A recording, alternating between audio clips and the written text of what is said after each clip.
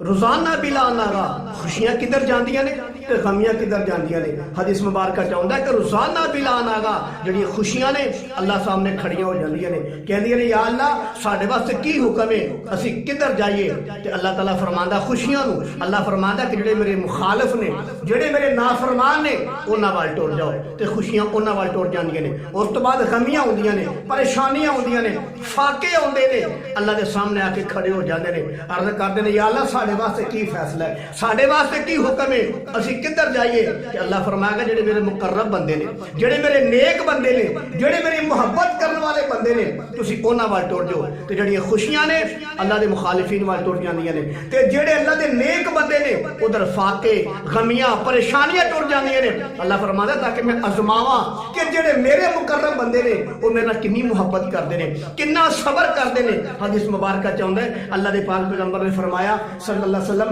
फरमाया जेड़े अल्लाह दे मुकर्रब नेक बंदे हुंदे ने उन्हां वल गमियां इंज आउंदियां ने जिवें नीवीं जगह ते पानी जांदा है। एक और हदीस मुबारक चाहुंदा है अल्लाह दे हबीब ने फरमाया सल्लल्लाहु अलैहि वसल्लम, फरमाया जेड़े अल्लाह दे मुकर्रब बंदे ने, नेक बंदे ने, उन्हां नूं परेशानियां होंदियां, तकलीफां होंदियां ने, जदों बीमारियां होंदियां ने, जदों सेहतमंद हुंदे ने, फरमाया जदों सेहतमंद हुंदे ने ते अल्लाह उन्हां नूं गुनाहां तो इंज पाक करदा है जिवें उन्हां नूं मां ने अज जम्मिया। यानी कि अल्लाह दे मुकर्रब बंदे ने जेड़े अल्लाह उन्हां वल परेशानियां घालदा है ताकि उन्हां दे गुनाह माफ हो जाण, दर्जे बुलंद हो जाण। बहरहाल मेरे अजीज भाई जेड़ा बीमार बंदा है वो रहमत ही रहमत है। अल्लाह दे हबीब ने फरमाया जेड़ा बंदा बीमार हो जाता है, फरमाया ओदे कोल बीमार पुरसी करने वास्ते जेड़ा बंदा जांदा है, जेड़ा बंदा बीमार बंदे दी बीमार पुरसी करने वास्ते जांदा है, फरमाया जान वाले वास्ते अगर वो सुबह जांदा है तो शाम तक, शामी जांदा है तो सुबह तक, जान वाले वास्ते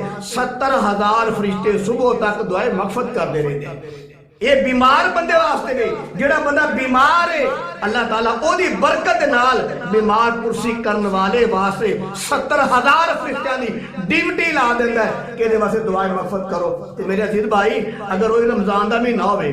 परेशानियां भी होण, तकलीफ भी आवे ते रमजान दा महीना भी होवे जिहदे अंदर 70 गुना ज्यादा अजर सवाब बढ़ाया जाता है, तो की ख्याल है ये पक्की बात है जो सबर करेगा तकलीफ से अजर मिलेगा, 70 गुना ज्यादा मिलेगा। फिर हदीस मुबारक चाहता है कि जो शिफा मिलती है उन्होंने अल्लाह इंज कर छड्डदा है जिवें उन्होंने मां ने अज जम्मिया है। ते रमजान का महीना भी होवे